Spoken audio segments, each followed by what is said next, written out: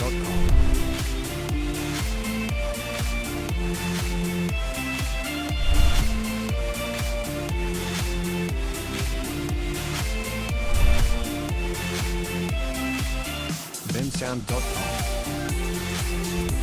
pagi, salam sejahtera buat anak-anakku sekalian.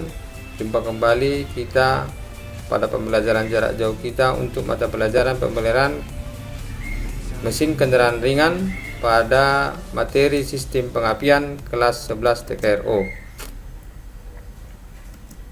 Sistem pengapian itu ada dua jenis. Yang pertama adalah sistem pengapian konvensional, yang kedua sistem pengapian elektronik.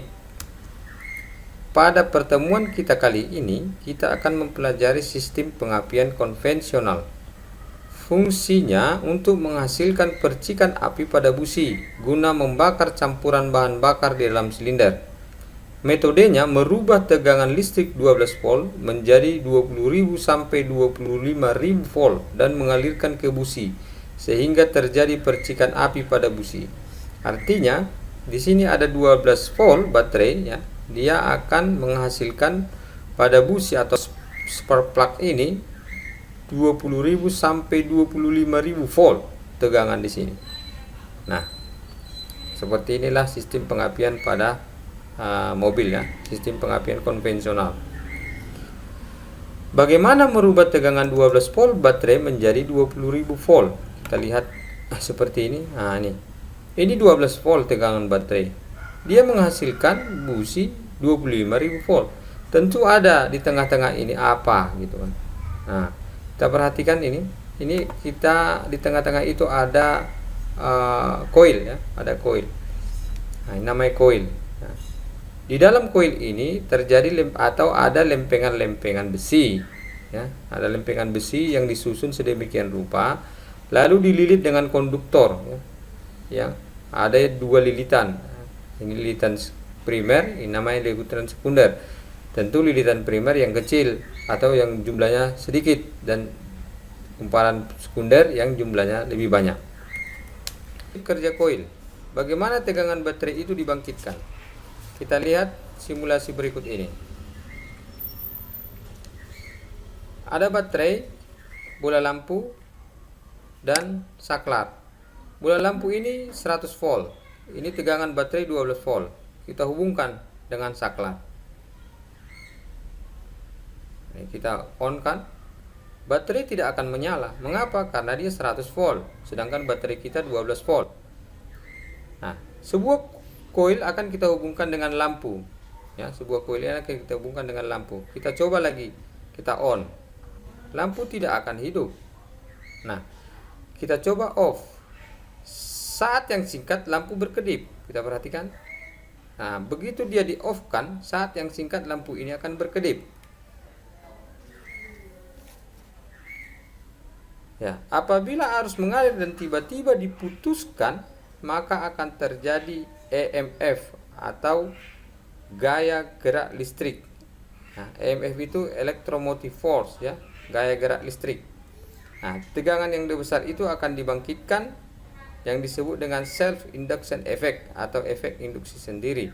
Ya, sedangkan electromotive force tadi disebut dengan counter electromotive force karena dia tadi berlawanan ya, berlawanan. Nah, apabila kita buat atau kita hubungkan dengan dua buah koil ya, kita buat dengan dua buah koil yang jumlah lilitannya berbeda, ini lebih sedikit daripada ini lebih banyak ya. Ini kumparan primer, nanti ini kumparan sekunder. Ini kumparan atau jumlah lilitannya lebih sedikit, ini lebih banyak. Kita perhatikan.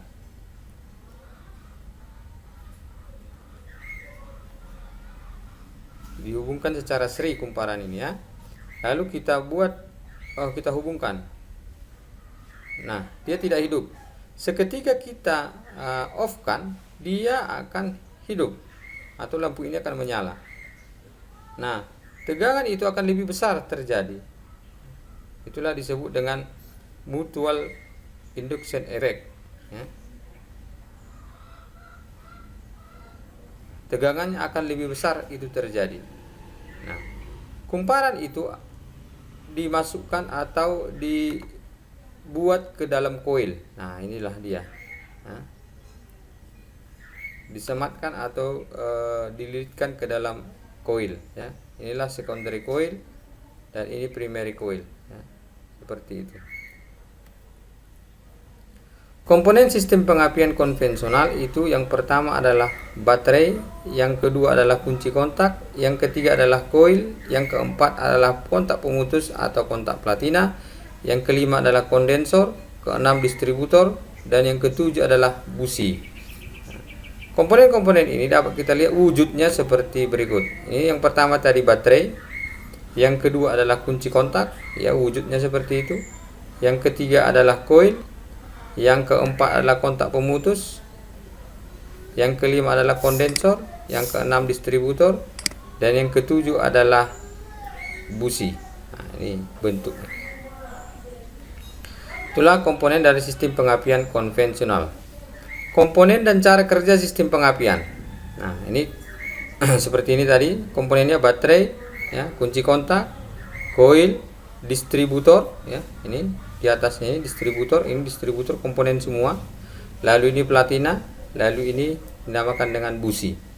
Nah, bagaimana aliran listrik ini dapat bekerja atau dapat mengalir? Coba kita perhatikan video berikut ini. Nah, ini arus mengalir dari baterai, ya, arus mengalir dari baterai masuk ke koil, ya, melalui kumparan primer, kumparan sekunder. Karena kontak platina tertutup, maka dia masuk atau langsung ke negatif atau ke badan. Sekali lagi, apabila kontak platina tertutup, maka arus mengalir dari baterai terus ke kumparan primer, lalu kumparan sekunder, lalu platina. Karena platina tertutup, dia terhubung langsung ke negatif. Nah, seperti itu, ya. Dia langsung terhubung ke negatif, belum ke busi, ya. Nah, ini tadi. Jadi kontak platina ini kita ibaratkan seperti tadi saklar tadi kita hubungkan. Nah, ya. Jadi dia mengalir. Nah, apabila kita putuskan, ya, nah ini kita putuskan, artinya saklar tadi kita off kan, ya. Nah, tadi pada saat percobaan kan pada saat dia off kita buka, dia akan terjadi percikan api pada busi. Nah, bagaimanakah simulasi itu? Kita perhatikan pada video berikut ini. Nah, arus mengalir dari baterai, ya, terus ke kumparan primer, ya. Nah, kumparan primer seperti percobaan kita tadi, terus kumparan primer, lalu terus mengalir ke sini ke platina. Nah, di platina ini sudah terbuka. Nah, apabila dia mulai membuka, maka arus atau induksi magnet ini akan menghasilkan electromotive force tadi, ya, yang besar dari tegangan atau kumparan sekunder. Nah, dia menghasilkan tegangan yang merah tadi. Nah, ini yang merah tadi dihubungkan ke rotor. Nah, rotor ini akan membagi, lalu dia bergerak ke busi. Nah, seperti itulah prinsip dari kerja koil. Seperti itulah prinsip kerja koil. Nah, artinya kunci kontak ini sebagai saklar, ya, sebagai saklar, di mana dia akan memutus dan menghubungkan arus listrik yang ada di sini. Artinya, apabila dia platina ini tertutup, maka arus mengalir dari kumparan primer terus ke platina, terus ke seperti ini tadi. Nah, ini. Apabila platina itu tertutup, maka arus mengalir dari kumparan primer terus ke platina karena dia tertutup, terus masuk ke negatif atau badan. Nah, apabila dia diputuskan, ya, apabila dia diputuskan, nah ini diputuskan, maka akan terjadi electromotive force yang ada di sini. Dia membangkitkan tegangan induksi yang paling besar. Nah, dari kumparan sekunder tadi, ya. Kok bisa itu terjadi, Pak? Nah, itu kita bisa tanda tanya, kenapa bisa terjadi ini? Nah, karena kita putuskan tadi di sini. Artinya saklar tadi kita begitu kita off kan, begitu kita off kan, dia akan muncul bunga api di sini, ya, karena adanya electromotive force. Nah, itu tadi prinsip daripada coil tadi. Nah, apabila kita tiba-tiba memutuskan arus yang mengalir tadi, dia akan terjadi electromotive force yang ada di sini, sehingga dia menghasilkan tegangan yang tinggi, ya, tegangan yang tinggi pada busi. Nah, setelah mengalir, ya, mengalir dari sini terus, ya, dia mengalir dari sini, ya. Begitu ini putus, dia tidak akan mengalir kemari lagi, dia akan mengalir ke bawah, ke kondensor. Ini kondensor, disimpannya, ya, disimpannya arus yang ada di sini. Nah, karena sifat kondensor itu penyimpan arus sementara, nah, itu dia, ya, agar tidak terjadi juga, karena di sini ada percikan bunga api tadi, ya, mencegah percikan bunga api pada kontak platina ini. Nah, itu gunanya kondensor dibuat di komponen ini. Seperti itulah anak-anakku sekalian untuk aliran arus apabila kunci kontak atau kontak platina dalam keadaan tertutup seperti ini, ya. Ini dalam keadaan tertutup, ya. Dia akan melewati kemari. Nah, dan apabila terbuka, kalau kita lihat yang terbuka, nah, kalau dia terbuka, nah, tiba-tiba arus yang diputuskan itu, atau yang arus yang mengalir kita putuskan, maka terjadi electromotive force tadi pada kumparan sekunder, sehingga menghasilkan arus yang lebih tinggi atau tegangan yang lebih tinggi, ya, begitu, ya. Nah, kita lihat kontak pemutus arus platina. Kontak pemutus arus atau platina, fungsinya untuk memutus dan menghubungkan arus yang mengalir ke kumparan koil. Saat terjadi pemutusan arus, maka terjadi induksi tegangan tinggi pada sekunder koil atau kumparan sekunder. Nah, seperti ini. Nah, ini fungsi daripada kontak pemutus. Kontak pemutus ini kalau kita lihat tadi simulasi, namanya saklar, ya. Inilah pengganti saklar kontak pemutusnya. Seperti ini, ya, kerjanya. Apabila dia kena knock ini, dia akan ke atas, tidak terhubung, ya, seperti itu. Jadi knock ini dia akan membuat off, ya. Itu. Nah, di sudut duel, ya, sudut duel.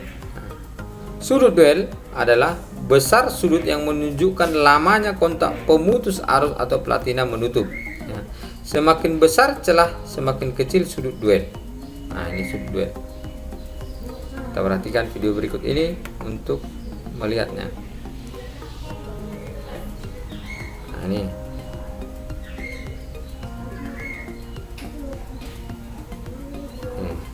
Sudut pengapian.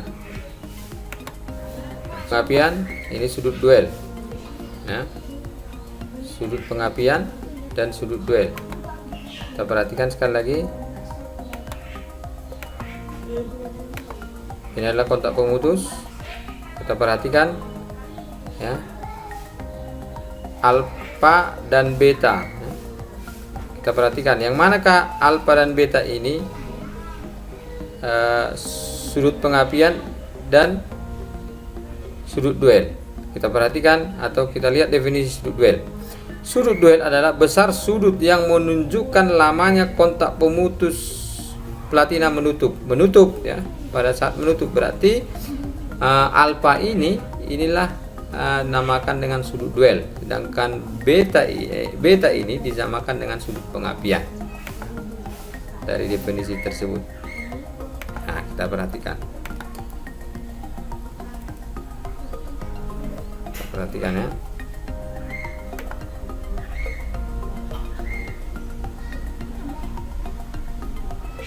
Itu sudut pengapian.